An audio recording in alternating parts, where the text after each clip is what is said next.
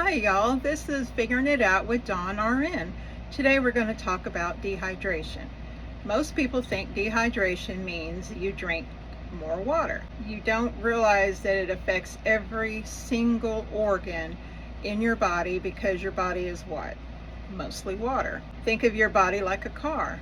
Water is not just the gas, it is also the oil, coolant, and the transmission.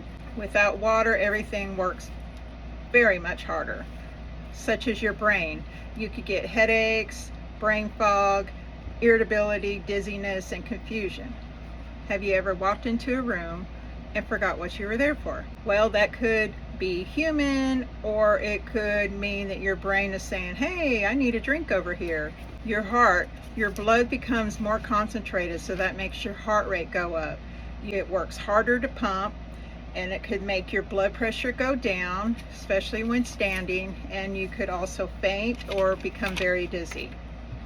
Your blood volume decreases, so your hands and your feet may become very cold because the body's trying to make sure the blood gets to the heart and your vital organs first. Kidneys. Wow, those poor little kidneys try to save every drop of water they're given. Some signs of dehydration with your urine could be dark yellow urine, which is also going to help decrease your output, make your body higher risk for kidney stones, and if you have severe dehydration, it could lead to AKI, which is acute kidney injury. Nobody flushes until we get more water, the kidneys say. Some samples of, now this is not real urine, but this is what a normal urine should look like. This is if it's becoming a little more dehydrated, and this looks like sweet tea. Now, sweet tea is something that we like to drink, but we sure don't want our urine to look like that.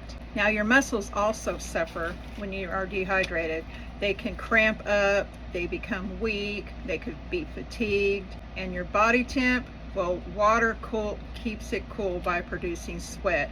So if you're not drinking enough water, you're not getting enough sweat to release, so your body's staying hot. And as I spoke about in my heat stroke video, it is not a good thing to have your body work extra hard and stay high temperature.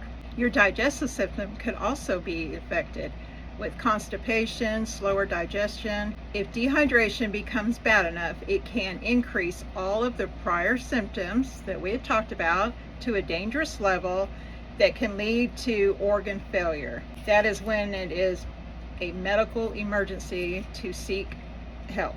Let's say you're just trying to wash a sink full of dishes with 1 cup of water. You would have to decide what needs to be cleaned first, right?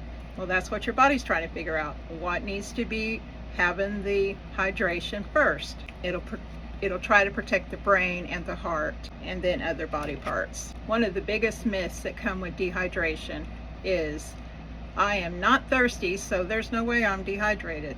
Thirst is the very last sign of dehydration. Your body has already started running low before it holds up the white flag saying, hello, maybe we should get a drink of some water. So let's help reverse the kidney scream for help. Water, simply the best choice. Wish I liked water better though. Gatorade can be helpful to replace water, salt, and potassium, especially during the heavy sweating, vomiting, diarrhea, excessive exercise, or just working outside in this miserable Texas heat. If you haven't done any of the above things, you need to skip the Gatorade and stick with the good, boring water. It's important that if someone cannot keep fluids down because of vomiting or has constant diarrhea and becomes confused, faints, or stops making urine, they may need IV fluids. You cannot fix this at home with a bottle of water or Gatorade. You need to go get hydrated with some IV fluids. That will be the best recovery for your body. Before everybody jumps in on the comments and tries to let me know that so many things are wrong, there are some exceptions. If you're on dialysis or have kidney failure or have been told to limit your fluid intake, Don't start drinking gallons of water just because of this video. Follow the plan of care that your health care provider team has given you. Now, how much water do you actually need? The general rule for most healthy adults is the 8 to 10 cups of fluids a day. Now, this is a general guideline. As I mentioned earlier, some conditions may require more, such as the heat, fever, vomiting, or diarrhea. Although water is the best source for hydrating, you can also include milk, soups, fruits that have a lot of water content, such as watermelon, oranges, strawberries. Those can also help with hydration. So see, it's not just all bad. I appreciate you spending a few minutes with me today. I'm Dawn, RN. While I can't give personal medical advice over the internet, I hope this information helps you better understand your health. Remember, you matter. You are loved, and I hope you have a blessed day.